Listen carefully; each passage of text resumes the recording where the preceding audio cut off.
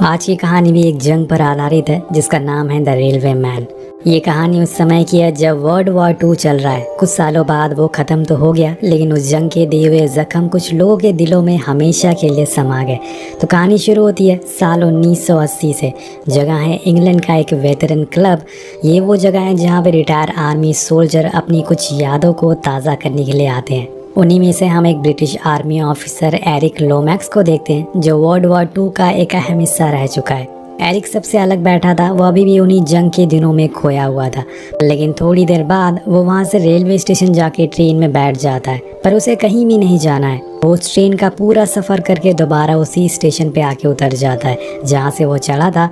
सुनने में ये काफ़ी अजीब लग रहा था, लेकिन ये एरिक का हर रोज़ का रूटीन है। वो इसी तरह हर रोज़ ट्रेन में सफ़र करता है, पर एक दिन उसके साथ कुछ नया होता है। उसके सामने एक पैट्रिका नाम की लड़की आके बैठती है और उन दोनों में काफ़ी बातें होती है, जिसे देख के लग रहा था कि शायद एरिक को वो पसंद आ गई है। थोड़ी देर बाद वो अपने स्टेशन पे उतर जाता है, पर वो मुड़ के उस ट्रेन को दोबारा देखता है क्योंकि उसके दिल में पैट्रिका के लिए फीलिंग थी। एरिक जब से जंग से आया है वो अकेला है, उसे एक हमसफ़र की ज़रूरत है जो उसके अकेलेपन को दूर कर सके, लेकिन शायद पैट्रिका को उसमें कुछ खास इंटरेस्ट नहीं है। इसके बाद वो वेटरन क्लब जाता है जहां वो अपने दोस्तों को पैट्रिका के बारे में बताता है और ये सुनकर सभी उसके दोस्त बहुत ही खुश होते हैं। अब अगले दिन एक बार फिर से वो उसी स्टेशन पे जाता है जहां उसने पैट्रिका को आखिरी बार देखा था। वो वहां उसका इंतजार करता है और उसे ढूंढने लगता है, लेकिन वो नहीं आती, जिसके बाद एरिक मायूस होकर जाने लगता है। लेकिन तभी उसे सामने से पैट्रिका आते हुए दिख जाती है। वो एरिक को देख के थोड़ा सरप्राइज होती है। उसे लग रहा था कि ये सब एक इत्तेफाक है, लेकिन एरिक के लिए ऐसा कुछ नहीं था। अब वो उसे अपने घर के लिए इनवाइट करता है और वहाँ दोनों में काफ़ी बातें होती है और दोनों एक दूसरे के काफ़ी करीब आ जाते हैं। पैट्रिका कहती है कि आज तक मैंने कभी मूंछों वाले इंसान को किस नहीं किया, तो एरिक अपनी मूंछें ही कटवा लेता है। यहाँ हमें पता चलता है कि पैट्रिका प्रोफेशन से एक नर्स है। उसे 20 साल हो गए काम करते हुए, लेकिन आज तक उसने शादी नहीं की। अब इसके बाद वो दोनों हर रोज़ मिलने लगते हैं और कुछ महीनों बाद दोनों फैसला करते हैं कि अब वो हमेशा के लिए एक हो जाएंगे। और फिर एक दिन दोनों शादी कर लेते हैं। वहाँ उसकी शादी में वेटरन क्लब के सारे दोस्त भी मौजूद थे और सभी लोग बहुत ही खुश थे। लेकिन यहाँ से कहानी में मोड़ आता है। अब सीन शिफ्ट होता है और हम एरिक को उसके रूम में सोते हुए देखते हैं, पर इसी बीच वहाँ एक जापानीज सैनिक आता है जो एरिक को पकड़कर एक प्रिजनर कैंप में ले जाता है जहाँ पे और भी सैनिक मौजूद थे और उन्हें बहुत ही ज़्यादा टॉर्चर किया जा रहा था। कुछ देर बाद एरिक को एक काले कमरे में ले जाया जाता है जहाँ एरिक उस रूम को देख के दहल जाता है। वो चीखता है, चिल्लाता है, पर वो सैनिक उसकी एक भी नहीं सुनते हैं और उसे अंदर बंद कर देते हैं। अगले ही पल हमें दिखाया जाता है कि वो अपने रूम में है। ये उसका एक बुरा सपना था, या ये कहें कि उसकी बुरी याद है। अब उसकी चीख सुन के पैट्रिका वहाँ भागते हुए आती है और वो एरिक को ऐसी हालत में देख के बहुत ही ज़्यादा डर जाती है। और ये सब होने की वजह थी एरिक के दिमाग में बसी हुई जंग की कुछ ऐसी यादें जो आज तक भुला नहीं पाया। जंग से आने के बाद वो आज तक उसी ट्रॉमा से गुजर रहा है। उसे हर रोज़ बहुत ही बुरे बुरे सपने आते हैं, पर इस बार ये बहुत ज़्यादा हो गया था, जिसके बाद वो बिल्कुल ही बदल जाता है। वो ना तो किसी से बात करता है और ना ही कुछ खाता है। और ये देखकर पैट्रिका बहुत ही परेशान होने लग जाती है। उसने एरिक से बात करने की कोशिश भी करी, लेकिन एरिक उसे कुछ भी बताने को तैयार नहीं है। अब एक दिन वो ऐसे ही एरिक की रीडिंग रूम की सफाई कर रही होती है तो उसे वहाँ एक बुक मिलती है जो उसमें कुछ स्केचेस बने हुए थे जो कि काफ़ी दर्दनाक होते हैं। उन स्केचेस में काफ़ी सैनिकों को दिखाया गया था जिन्हें मारा जा रहा था और कुछ लोगों को तो शरीर में हड्डियाँ दिख रही थी। ये सब देख के वो पूरी तरह से दंग रह जाती है कि आखिर ये सब क्या है। कुछ दिन बाद इनके घर पे एक बिलिंग मैन आता है क्योंकि एरिक ने पिछले कुछ महीने से बिल पे नहीं किया था। वो आदमी पैट्रिका से ऊंची आवाज़ में बातें करता है जो एरिक सुन लेता है, जिसके बाद मानो वो बिल्कुल ही चेंज हो जाता है। वो एक चाकू से उसे जान से मारने की कोशिश करता है, लेकिन वहाँ खड़े लोग उसे रोक लेते हैं। अब ये सब पैट्रिका से देखा नहीं जा रहा था। उसे जानना था कि आखिर एरिक के साथ क्या हुआ था, और इसे जानने के लिए वो सीधा पहुँच जाती है वेटरन क्लब, जहाँ पर उसे एक फिनले नाम का आदमी मिलता है जो एरिक का बहुत अच्छा दोस्त है। वो उसे एरिक की हालातों के बारे में बताती है, पर वो उसे कुछ भी बताने से मना कर देता है। तब पैट्रिका कहती है कि मैंने 20 साल नर्स की नौकरी करी है, मैंने हज़ारों लोगों को दर्द से तड़पते हुए देखा है, लेकिन जो दर्द एरिक बर्दाश्त कर रहा है उसे देख के मेरे रोंगटे खड़े हो जाते हैं। आखिर एरिक के साथ क्या हुआ है, मुझे किसी भी हालत में सच्चाई जाननी है। और ये बोलते हुए वो रोने लग जाती है। तभी फिनले उसे सच बताना शुरू करता है। वो कहता है कि जब एरिक जंग से आया तो उसके साथ बहुत ही बुरी यादें थी, जिसे भुलाने के लिए उसने कॉलोनल सर्विस ज्वाइन कर ली, जिसके बाद उसे अफ्रीका भेज दिया गया। वो एक रेलवे लाइन बनाया करता था, पर जब से वो लौट के आया तो वो बिल्कुल ही बदल गया। ना तो वो किसी से बात करता है और ना ही अपने बारे में किसी को बताता है। उसकी ज़िंदगी में ट्रेन की बहुत अहमियत है, तभी वो बेवजह उसमें घूमता रहता है। अब कहानी पीछे जाती है साल 1942 में, और जगह है सिंगापुर, जहां ब्रिटिश सरकार की हुकूमत है। लेकिन जापान ने उसे जंग में हरा के सिंगापुर को खुद के कब्ज़े में ले लिया है, जिसके बाद वहां अब जापानीज़ का कब्ज़ा है, वहां उनका झंडा फहरा दिया जाता है। इसी बीच हमें एरिक को दिखाया जाता है, जो कि एक इंजीनियर है। असल में उसका काम रेडियो सिग्नल सेंड करना होता है, लेकिन अब वो और उसके साथियों को एक नई जगह पर काम करने जाना है।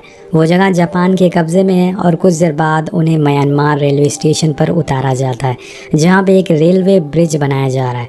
अब यहाँ जो एरिक देखता है, उसे देखते ही उसके होश उड़ जाते हैं। लोगों से जानवरों की तरह काम कराया जा रहा था, उनके शरीर में सिर्फ हड्डियाँ बची थी, और जो काम नहीं करता था उसे जान से मार दिया जाता था। लेकिन यहाँ पर इनकी किस्मत अच्छी होती है, ये लोग इंजीनियर थे और उन्हें ट्रेन इंजन बनाने का काम दिया जाता है। अब जापानीज सोल्जर सभी को एक नंबर देते हैं और एरिक का नंबर होता है 11। इसके बाद हम देखते हैं कि उसी रात एरिक का एक साथी कहता है कि मैं हार नहीं मानने वाला हूँ, मैं कुछ भी करके यहाँ से निकल जाऊँगा। वहाँ बैठे सभी लोग अपनी अपनी बातें रख रहे थे, तभी एरिक उन्हें एक मैप दिखाता है जो रेलवे का था। वो कहता है कि हम लोग इस समय थाईलैंड में हैं और यहाँ उसी ब्रिज को बनाया जा रहा है जो ब्रिटिशर्स ने बनाने की सोची थी, जो कि चाइना से इंडिया तक होने वाला था। और ये ब्रिज बनने से ब्रिटिशर्स को बहुत ही फ़ायदा होने वाला था। लेकिन ये ब्रिज पहाड़ियों से होकर गुजरता है, जिसमें हज़ारों लोगों की जान जा सकती है। इसी वजह से उन्होंने इस ब्रिज को बनाने का ख्याल अपने दिमाग से निकाल दिया। लेकिन जापानीज़ ने उसी ब्रिज को बनाना अब दोबारा से शुरू कर दिया है, और उन्हें कोई फ़र्क नहीं पड़ता कि कितने लोग इसमें मारे जाते हैं। अब अगले दिन एरिक और उसके दोस्त एक रेडियो बनाते हैं कुछ स्पेयर पार्ट की मदद से। वो चुपके से बहुत सारे सामानों को चुराते हैं और इस रेडियो को फाइनली बना लेते हैं। तो इस रेडियो को बनाने के 2 मकसद थे। पहले तो वो बाहर क्या चल रहा है ये जान सके, और दूसरा वो अपने साथियों को एक उम्मीद दे सके कि वो यहाँ से भाग सकते हैं। अब रेडियो बन जाता और चलने भी लगता है, जिसमें उन्हें पता चलता है कि रशिया जर्मनी को बस हराने वाला है। और ये न्यूज़ पूरे कैंप में फैल जाती है, जिससे कि सारे लोग के अंदर एक जोश आ जाता है। पर पता नहीं कैसे ये न्यूज़ जापानीज़ को भी पता चल जाती है कि इन लोगों ने रेडियो बना लिया है। और इसके बाद वही होता है जिसका हमें डर था। जापानीज़ एरिक और उसके दोस्तों को पकड़ लेते हैं, जिन्हें एक साथ खड़ा कर दिया जाता है। वहाँ पर एक तकाशी नाम का जापानीज़ ऑफिसर था, जो सबसे ज़्यादा क्रूर था। वो पहले उसके साथियों मारता है और इतना मारता है कि वो मरने की हालत में आ जाते हैं। अब एरिक को भी दोषी पाया जाता है और एरिक सामने आता है और बोलता है कि मैं इन सब का जिम्मेदार हूँ। वो नहीं चाहता था कि उसकी चक्कर में और भी लोग मारे जाएं। ये जानकर तकाशी उसे बहुत मारता है और वो अपनी जान लगा देता है उसे मारने के लिए। उसके आसपास खड़े सारे ब्रिटिश सैनिकों की आंखों में आंसू आ जाते हैं, लेकिन वो मजबूर थे और वो कुछ भी नहीं कर सकते थे। पर यहाँ पर सब कुछ ख़त्म नहीं होता। हम देखते हैं कि तकाशी एरिक के कैंप में आता है और बोलता है कि तुम्हें दोषी पाया गया है, इसलिए आज तुम्हें फांसी दे दी जाएगी। पर अगर तुमने बता दिया कि तुमने वो रेडियो क्यों बनाया है तो हम तुम्हें छोड़ देंगे। और इसके बाद वो उसे अपनी बाइक के पीछे बांध कर उसे घसीटते हुए ले जाते हैं और उसे काले कमरे में ले जाके बंद कर दिया जाता है, जिसे सोच के आज भी एरिक की रूह कांप जाती है।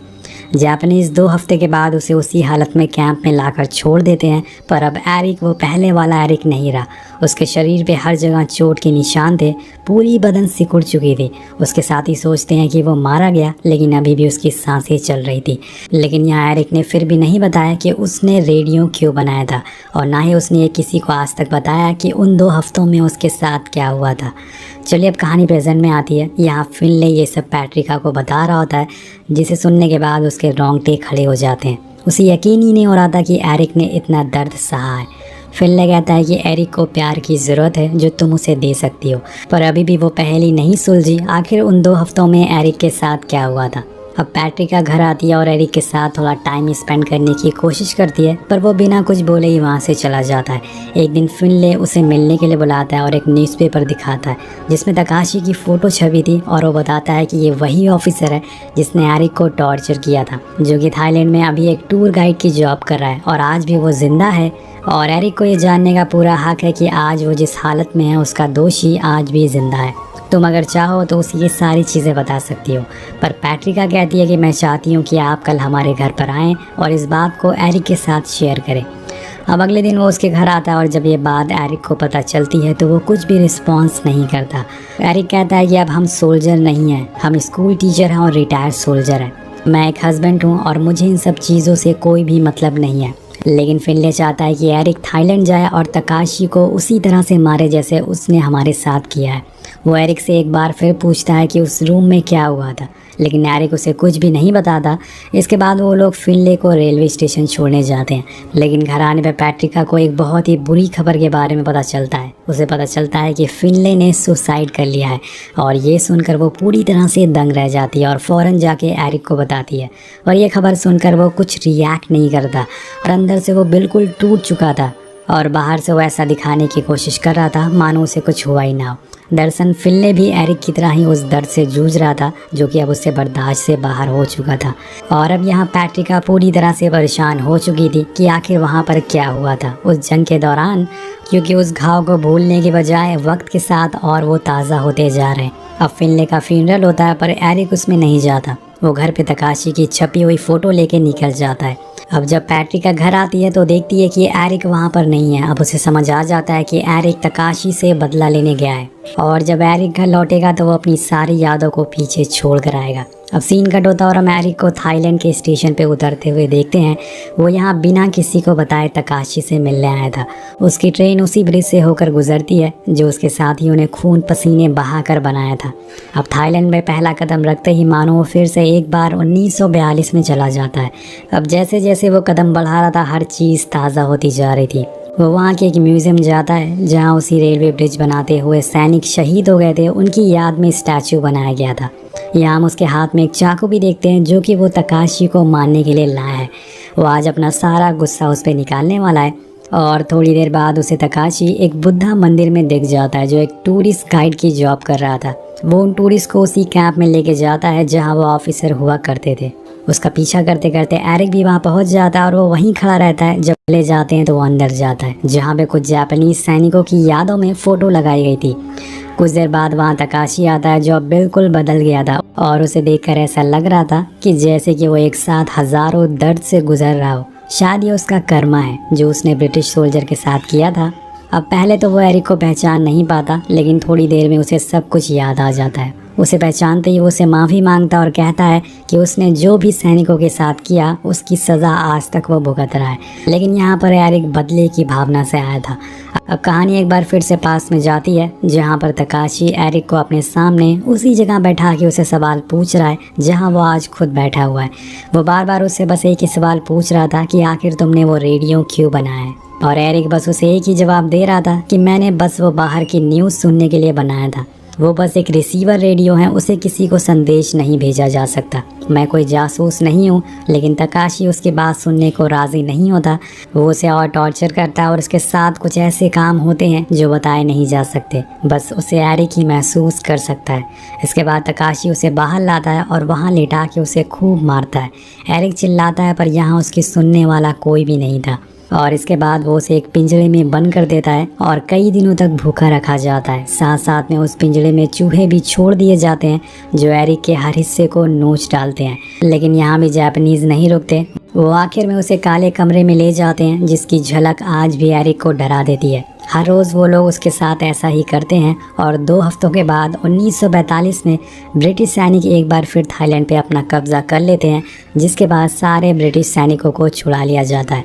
वो लोग तकाशी को भी पकड़ लेते हैं पर उसे अच्छी इंग्लिश आती थी और वो ब्रिटिश सैनिकों से झूठ बोलता है कि वो एक ट्रांसलेटर है और उसने किसी को भी नहीं मारा है। उन लोगों ने उसे यहाँ जॉब पे रखा था और ये झूठ बोल के वो सज़ा से बच जाता है और उसके साथ ही समझ जाते हैं कि तकाशी एक गद्दार है। उसके बाद वहाँ सालों तक खुदाई चलती रहती है और जहाँ पर हज़ारों ब्रिटिश सैनिकों की डेड बॉडीज़ मिलती है जो देखने में काफ़ी दर्दनाक मंजर होता है। लेकिन ये सारी सच्चाई छुपा कर तकाशी बच गया था। पर एरिक और फिनले जैसे हज़ारों सैनिक आज भी उन दिनों को याद करके सहम जाते हैं। अब कहानी एक बार फिर से प्रेजेंट में आती है जहां तकाशी कहता है कि मेरे पोस्ट के दौरान जितने भी सैनिक मरे या फिर मैंने उनको मारा, उनके चेहरे आज भी मुझे याद है। मैं सालों से सो नहीं पाया हूँ और हर रोज़ मैं ऊपर वाले से माफ़ी मांगता हूँ, लेकिन वो शायद मुझे कभी माफ़ ना कर पाए।